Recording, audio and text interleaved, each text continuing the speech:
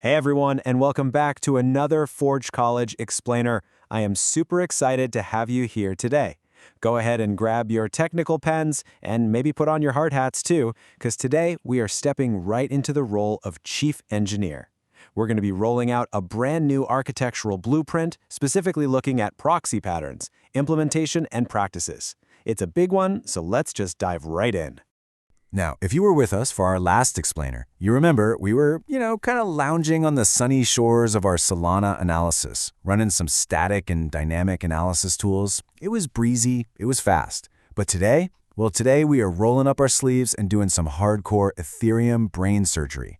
We are shifting our focus entirely over to Ethereum composability, which is honestly where the real architectural magic happens. So here's our engineering blueprint for today. First, an introduction to proxy patterns, then the magic of the delegate call function.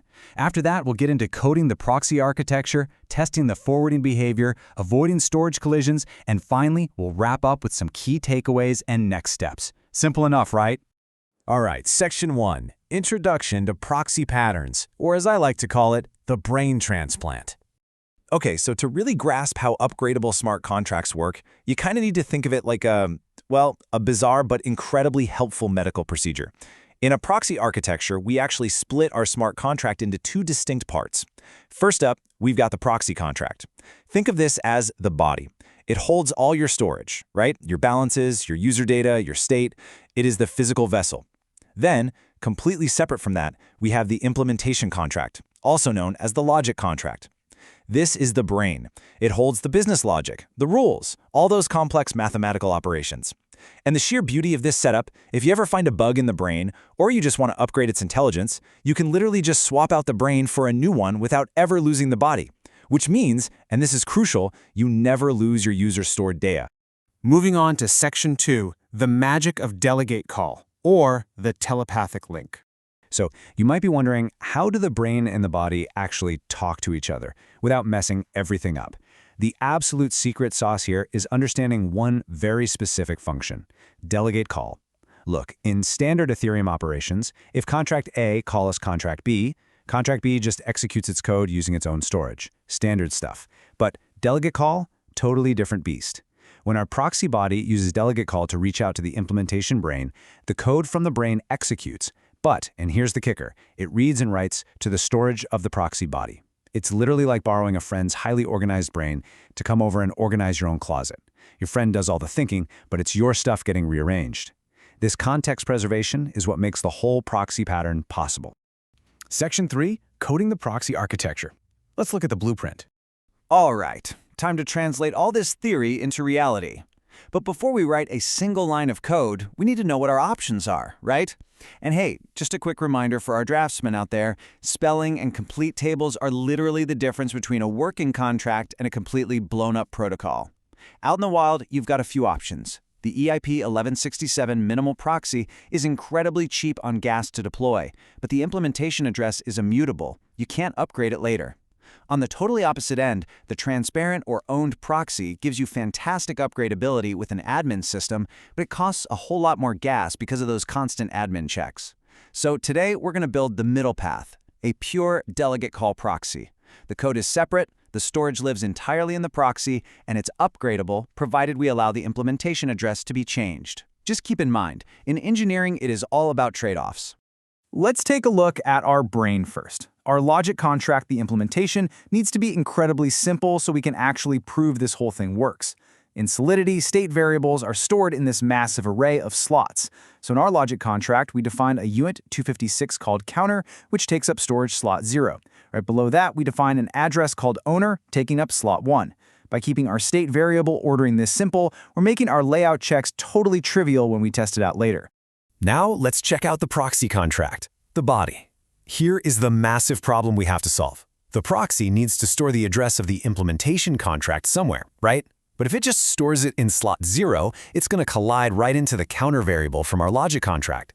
To avoid this catastrophic data collision, the proxy stores the implementation address in a highly specific, deterministic storage slot. Basically, by taking the Ketchak 256 hash of a string, like my.proxy.implementation, and subtracting 1, we get this massive, randomized slot number that is far, far away from slot 0 and slot 1. This guarantees our proxy's internal mechanism never collides with our user-defined application state. Section 4. Testing the forwarding behavior. Time to fire it up. So we've got our logic, we've got our proxy, now it's time to fire it up and see if our telepathic brain-body connection actually works in our hard hat local environment. We're going to walk through a really specific test sequence here. Step 1. We deploy the logic contract first, then deploy the proxy, passing it that logic contract's address. Step 2, and this is where the magic really happens for testing. We attach the logic contract's ABI, its interface, to the proxy's physical address. This basically tricks our testing suite into talking to the proxy as if it were the logic contract. Pretty cool, right? Then step 3, we call our initialize function through the proxy, setting our counter to, let's say, 10. And finally, step 4, we call the increment function through the proxy, and we verify the result. And getting a return value of 11 is exactly what we want to see here. But we don't just want to call the getter function to see it. No. To truly prove our proxy worked, we use hardhat to look directly into the raw storage of the proxy's physical address right at slot 0. We're completely bypassing the Solidity code and looking straight at the bare metal. When we inspect storage slot 0 of the proxy via ethers.provider.getStorageAt and it returns 11, boom, absolute proof. The logic contract did the math, but the proxy contract retained the memory. Honestly, it's a beautiful thing when it works. Section 5. Avoiding storage collisions. Let's pull out the debugging checklist. But hey, what if it doesn't work? What if you run the test and your contract patient just flatlines? If you aren't seeing the number 11, don't panic. Just run through this list. First, confirm the stored implementation address. Go to that crazy KCAC245 slot and make absolutely sure it actually holds the logic contract's address. Second, verify that your proxy's fallback function is using delegatecall and not just a regular call. If you use call, the logic contract is just going to modify its own storage, not the proxy's, which ruins the whole point. Third, keep your implementation layout stable. If you reorder your variables, your slots will mismatch and corrupt your data. And fourth, make sure you initialize state through the proxied call, not inside the logic contract's constructor. Actually, I also highly recommend this extra manual verification step. Go ahead and use ethers to call proxy.owner. Check if it returns the address of the account that ran the initialize function. Why go to the trouble? Because it proves that not just slot 0, but slot 1, and therefore your entire sequential storage layout is correctly preserved in the proxy storage. It basically proves the whole body is functioning, not just a single nerve. Section 6. Key takeaways and next steps. Time for our final patent review. Okay, so we've built it, we've tested it, we've debugged it. The absolute crux of this entire explainer really boils down to these two golden, practical rules for safely managing your proxy. Rule number 1, put your implementation address in a deterministic, uncommon slot that's far, far away from index 0.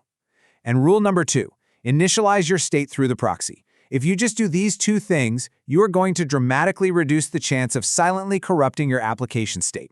In fact, I want to read this directly from the engineering text because it really needs to be cemented in your mind. Always initialize state via the proxy. Constructors in the implementation do not affect proxy storage. A constructor runs exactly once when the logic contract is deployed, and it modifies the logic contract storage. But remember, since our proxy uses delegatecall, it honestly doesn't care about the logic contract storage. You absolutely must use an initialization function through the proxy so that the proxy storage is the one getting populated. So, I want to leave you with a bit of a provocative thought as we wrap up today's blueprint. We just built a minimal proxy. But how would you add an upgradable admin and access control to this proxy at scale? Think about it. What happens when you have thousands of proxied instances running all at once? Think about the gas costs, the security layers, the complex deployment strategies required for something like that. Well, that is exactly where we're heading in our next modules on scalable architectures. To dive deeper into composability, proxy patterns, and to find the answers to those scaling questions, please visit Forge College to learn more. Thank you so much for joining me on this Forge College Explainer. Keep building, keep testing, and I will see you in the next one.